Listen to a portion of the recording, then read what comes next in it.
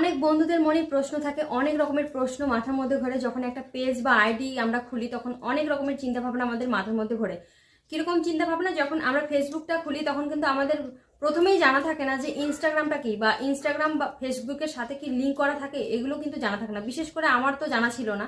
পরবর্তীতে মিনিমাম 6-7 মাস বা 8 মাস ধরে কাজ করার পর সেটা ভালোভাবে বুঝতে পেরেছি যে হ্যাঁ, ইনস্টাগ্রাম বা ফেসবুক এইসব লিঙ্ক, এইসবের ব্যাপারটা কি আসলে। তো অনেক নতুন বন্ধুরা আছে যারা নতুনভাবে কাজ শুরু করছো, তো তাদের জন্য আজকে আমি এই ভিডিওটা তৈরি করছি, তাদের যাতে বুঝতে সুবিধা হয়। তো সেই জন্য তো পুরোটাই দেখবেন, তাহলে বুঝতে পারবেন যে ইনস্টাগ্রাম আর ফেসবুকের মধ্যে লিঙ্কটা কীরকম।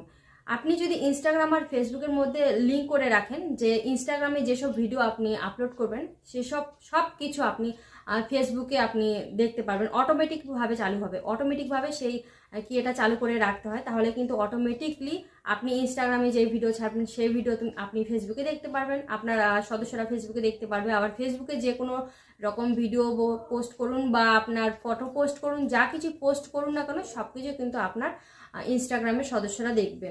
তো মেটা এই জিনিসটা একটা সুবিধা করে রেখেছে যে মানে ইনস্টাগ্রামে যে রকম ভিডিও তৈরি করুন না কেন ফেসবুকে দেখতে পারবে, বা ফেসবুকে যেরকম ভিডিও বা রিলস যাই কিছু পোস্ট করুন না কেন ইনস্টাগ্রামে দেখতে পারবে।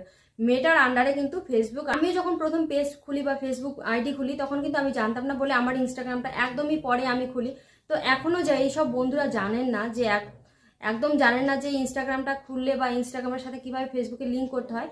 তো যখন আপনারা ইনস্টাগ্রামটা খুলবেন তখন কিন্তু অটোমেটিকলি সেই অপশনগুলো চলে আসে। তো তখনই আপনাদের লিঙ্কটা ফেসবুকের সাথে ইনস্টাগ্রামের করে নিতে হবে, যাতে আপনারা যে ভিডিওটা আপনারা ছাড়ছেন ইনস্টাগ্রামে সেটা অটোমেটিকলি ভাবে শেয়ার হয়ে যায় ফেসবুকে।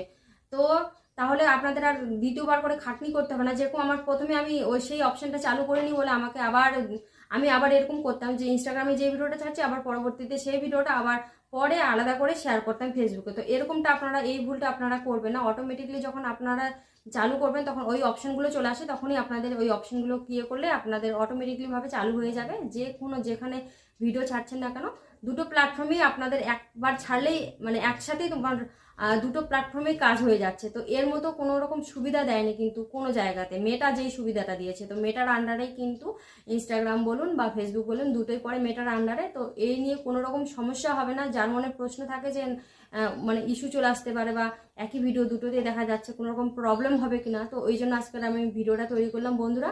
তো যদি এই টিপসটা যদি ভালো লাগে তাহলে অবশ্যই লাইক কমেন্ট করে পাশে থাকবেন। আর যারা নতুন বন্ধু আছেন, একদমই নতুন, জানেন না, তারা প্রতিদিন নতুন নতুন টিপস পেতে কিন্তু অবশ্যই এই চ্যানেলটাকে সাবস্ক্রাইব করে রাখতে হবে।